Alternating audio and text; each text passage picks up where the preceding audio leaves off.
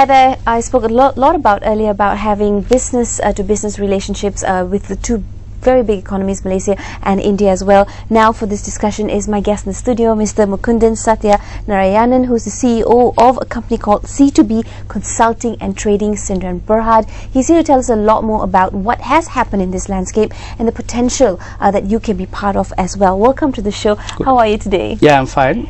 Thanks for being here. I wanted to really highlight a lot of what is possible, what has been done, and what the future can hold for businesses between Malaysia and India in terms of education and trade and creating a lot more products as well, which is something you have had a direct hand in. Let's talk a little bit about the company C2B Consulting and Trading, Sdn Bhd. Yeah. C2B Consulting and Trading is involved in two major activities. It is one, providing consultancy services, both in technical front as well as in commercial activities, and of course we are involved in a lot of trading activities specifically between India and Malaysia. Like as you said, India and Malaysia are two bigger economies which have both traditional, cultural and trade tie-ups for centuries together. That's right. So we had an intention of forming a company here, so we initiated this process. C2C, a company called Concepts to Consumer from India, and a magazine based in Malaysia called One Indian SME. Right. We joined together and formed a company called C2B Consulting and Trading. So we are providing a lot of consulting services to companies in India and Malaysia.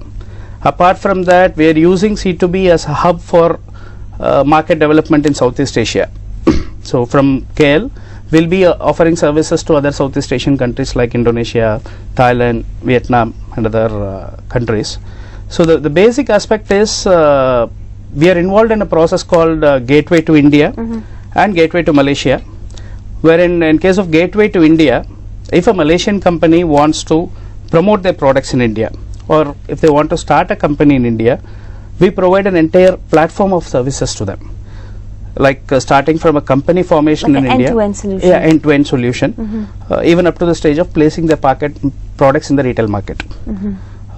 In the trade front, if you see, we are doing a lot of activities like taking the specialities of Malaysia to the Indian market and bringing the specialities of Indian market to the Malaysian market. What is the opportunity size that you see there in terms of that gap that needs to be bridged, and even you had mentioned earlier the exchange of knowledge that goes back and forth? Yeah. For example, I'd like to specify on one single product. There is a product in Malaysia called as Bird's Nest, which has a very conventional requirement.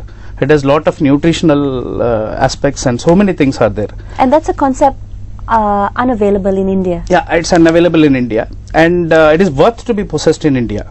But there are a lot of restrictions and formalities which needs to be cleared before this product is successfully taken from Malaysia to India. So our C2B is involved in getting all these hurdles cleared and successfully launching this product in India. For example, we are in touch with a Malaysian company for this process, and their product will be launched in India successfully in a period of around another 3 to 4 months. The other fact is, again I would like to quote on another example what we are doing. You are well aware that Malaysian wood is very famous. The quality of wood is very good in Malaysia. So we are working on some puja altars. Yeah. For example, both Malaysia and India, these are the countries where Hinduism is thriving to a greater extent. So making of this puja altars and other things, it's a very great fact. So now we are taking up the puja altars which are made in Malaysia to the Indian market. As far as the market front is seen, India is a much bigger market for these products. Sure. And the quality of food is very good in Malaysia, which you cannot get in India. So we are working on taking these products from Malaysia to India. Like that, we are involved in a lot of activities. For example, if you see, there is a product called Moringa powder. That's right. This Moringa powder is considered as a superfood in the world, entire world. Absolutely. Now. India is a very good market for this. India is a very good growing place for this. And this product is not much available in Malaysia. So we are bringing this product from India to Malaysia, and we are setting up a market for this product in Malaysia. Not only in Malaysia, in the entire Southeast Asian market. So there are a lot of formalities involved for this in bringing it here. For example, you need to have a BPFK registration for the product. You need to have a halal certification for product. So we are working on both the fronts, what needs to be done in India and what needs to be done in Malaysia, and we successfully clear all these hurdles and bring the product and market it here in Malaysia. How long is each of this timeline for perhaps a new business that wants to cross over? See, we have seen cases where certain projects have worked out even within a month. For example, we have done certain product formulations from for a company in Malaysia. So we developed the products, we got the approval from the client, and we were able to do all the registrations in Malaysia, and the product was in 2 months. But there are certain products which even demand a period of up to 1 year also. It depends upon what are the regulatory clearances it needs to obtain before bringing the product to the country. So I can say that it is specific to the type of product what you are dealing. And earlier you mentioned it's not just in Malaysia as well, it's around the region, countries like Indonesia and Philippines, who also have their own speciality, so to say. Yes. What do you foresee in terms of regionally between India and Asia? Yeah, see, we have started this in a phased manner. Taking the products to India, we have started from Malaysia. We are doing some 3 or 4 products, and we have just started working on certain products from Thailand and certain products from Myanmar. For example, there is a beauty product called Tanaka. It is a wooden powder which is very good for skin. So that is native to Myanmar. So from our Malaysian office, we are handling the import of this product to the Indian market. So in that form, the Malaysian hub acts as a nodal center for facilitating the import from Myanmar to India. So like that, we are handling a few projects from Vietnam as well through our Malaysian segment. So in general, it will be 70% of direct business relationship between India and Malaysia, another 30% of business relationship with Southeast Asia and India, handled through Malaysia. What do you foresee in terms of the future for business between Malaysia and India? See, it is very, very, very bright, and recently our Malaysian Prime Minister also had a visit to the Indian subcontinent. That's right. The future business prospects looks very challenging, and we started the operations in Malaysia. We have received a lot of queries from the Malaysian companies to market their products in India. India being the 6th largest retail market. Every company in every part of the world, they always have an ambition to market their products in India. So we want to make it a reality. Of course, we come across a lot of clients who enter into Indian market without having a proper knowledge of what has to be done in the Indian market.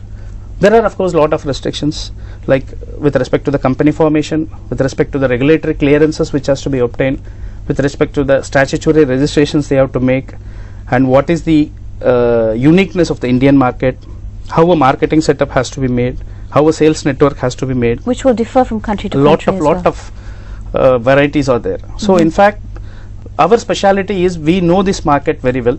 So in fact, when a Malaysian company comes in, we just do the target study for them, identify who are their target customers, and we create an exclusive marketing setup for them. And of course, we have started on this, and we are working for so many companies. Let's talk a little bit about the CSR aspect of what you do. Yeah, see, I rely on 2 aspects. I'm from a normal family background. I did my chemical engineering, and after that I worked for around 20 years in leading companies, and after that I have started my business. Right. I'm a first generation entrepreneur. So I want to develop the entrepreneurs much. So either it may be the Indian market or it may be the Malaysian market. Whatever products we are importing in, our first trend is we want to market these products in this market through the entrepreneurs. So we want to create an opportunity for them, and making use of our products, they can build a business for them. So this is one of our major corporate responsibility. Second is a greener environment. So whatever products we develop, because we are doing product formulations for so many companies. We are doing formulations for cosmetics, we are doing for food. That's right. I noticed that you're quite you're very varied in the kind of offerings that you provide as well. Yeah. From very different sectors: product development, export marketing, training and development. Sourcing as well. That's also another area where it's so important to have a business agent like yourself. Yeah. So in the product formulations also, whatever we see, we always look to be greener. We avoid ingredients which pose a threat to the environment today. So in that sense, we are we want to make the world green. That is one of our other corporate social responsibility. And as you said, we are into the education and training part also. We are conducting a lot of what you can say technology and science exchanges between India and Malaysia. For example, the cupping therapy is a very prominent therapy which is common in Malaysia. It is having a lot of health benefits. So we are bringing a team of Indian students from there, and we are conducting a course for them in Malaysia. Similarly, Ayurvedic therapies are very famous in India. That's right. So we are taking students from Malaysia to India, and we are conducting courses for them. So in every form of aspect, we want to have a lot of exchanges happening between India and Malaysia. So this is the reason why we have formed this C2B. So, and this is how we want to take up in various fronts. And the other point we would like to say is the industrial tourism. For example, if Malaysia is hosting a bigger trade show, we are bringing business delegations and exhibitors from India to participate here. And alternatively, if it happens in India, we take people from Malaysia to participate there. And also not just that, but also the world as well. Yeah, as well. For example, if an international show like a Cosmoprof Hong Kong or CIAL China is happening, so we take delegates and exhibitors from Malaysia and India, and we make them participate in the show there. Apart from that, we organize for business exchanges meet between the Indian and Malaysian buyers and suppliers. Well, we have the website to share with you on the screen right now, concepts2consumer.com. You can go there to get more information. If our viewers are interested to be part of, in trying to start a business in India, or have a counterpart in India who would like to come to Malaysia, what would be the first steps to engage with you? See, we have a local office in Kuala Lumpur at Taman Desa. You can contact the number +60 18267 6000. So they'll be able to provide the right hand first hand information to you, and you can visit our website also for further details. Our Malaysian office will be able to provide you all sort of support which is required. And of course with a fee that's also involved. Yeah, see, it varies from case to case, and that our people will be able to explain them in That's right. What we'd like to say to our viewers looking to be a little bit more enterprising, because of course you see it from a macro point of view of all the opportunities and the gaps that need to be bridged. See, the major fact here is you need to have a constant touch and constant update on how the economy and how the technology and how the science moves day by day. So if you are in constant touch of that, and if you are able to make a constant study of that, business seems to be easier. That's what my experience has been, and I'd like to share this with the viewers also. That's right.